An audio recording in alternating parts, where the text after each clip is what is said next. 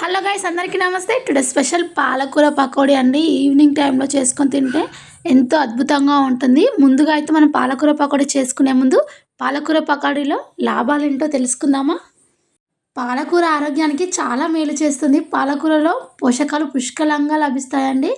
పాలకూరలో ఆరోగ్య ప్రయోజనాలు ఏంటో తెలుసుకుందాం. పాలకూరకు రక్తాన్ని శుద్ధి చేసే తత్వం అధికంగా ఉంది. పాలకూరలో లభించే vitamin C, vitamin A, magnesium, folic acid వంటి ఖనిజాలు క్యాన్సర్ వ్యాధులను నివారించడంలో తోడ్పడతాయి. ముఖ్యంగా ఊపిరితిత్తులు, బ్రెస్ట్ క్యాన్సర్ను అదుపు చేయడంలో పాలకూర ప్రముఖ పాత్ర వహిస్తుంది. గుండె సంబంధిత వ్యాధుల నుండి కాపాడుతుందండి పాలకూరను. అందుకే మనము డైట్లో వీక్లీ 2 టైమ్స్ అన్న పాలకూరను తీసుకోవడం మంచిదని ఆరోగ్య నిపుణులు చెబుతున్నారు.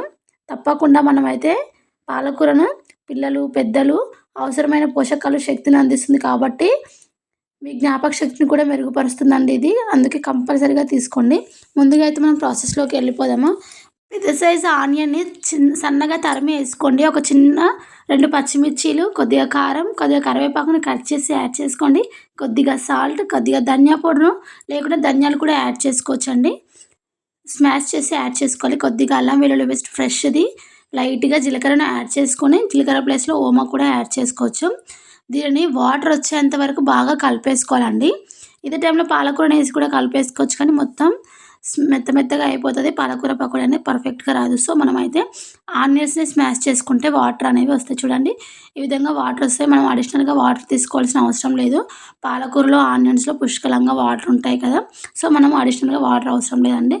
మళ్ళొకసారి ఆనియన్స్ కలిపే విధంగా ఉప్పు, కారం కరెక్ట్ సరిపోయేటట్టు కలిపేసుకొని ఒక 2 కప్స్ శనగపిండి, ఒక 1 కప్పు రైస్ పిండి తీసుకోండి. రైస్ పిండి పూర్తిగా ఆప్షనల్ అండి. రైస్ పిండి తీసుకోకుండా పర్ఫెక్ట్గానే వస్తాయి. ఇలా ముద్దలాగా చేసేసుకొని వెమ్మటే చేసుకోవాలండి. పాలకూర పకోడీని కలుపుకున్నాక మనమైతే స్టోర్ చేసుకోవద్దు.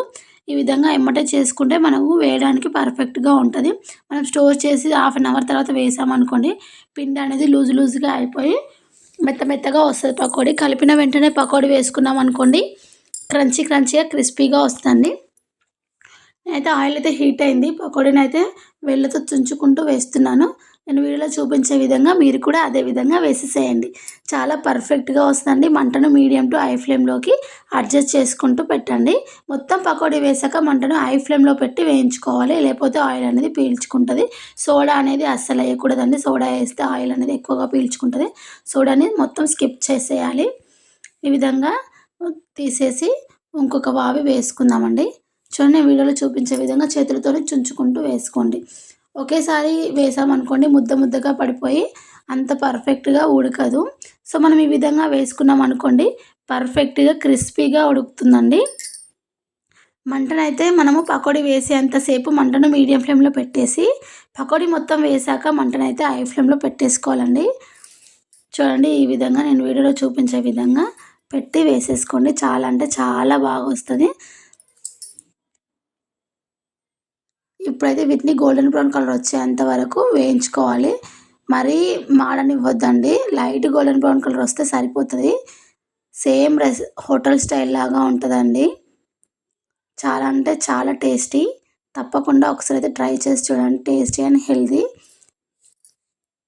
ఇవైతే వేగిపోయాయండి. మనమైతే చూడండి, ఈ విధంగా తీసుకున్నాం అనుకోండి, హోల్స్ ఉన్న గిన్నెలోకి తీసుకొని కింద ఒక గిన్నె పెట్టామనుకోండి, ఆయిల్ అనేది కిందికి పోయి పకోడీకి ఏమాత్రం ఆయిల్ కూడా ఉండదు. మన దగ్గర టిష్యూ లేనప్పుడు ఈ టిప్ పాటిస్తే పర్ఫెక్ట్గా ఉంటుందండి. ఎలాంటి ఆయిల్ ఉండదు.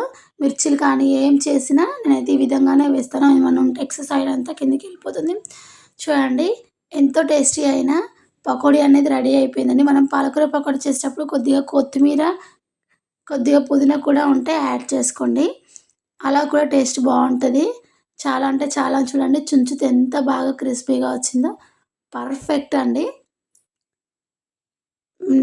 చాలా అంటే చాలా టేస్టీ. ఒక్కసారి అయితే తప్పకుండా ట్రై చేసి ఏమైనా తప్పులు ఉంటే కామెంట్ బాక్స్లో కామెంట్ చేయండి. Thank you for watching. Please subscribe to my channel. Thank you.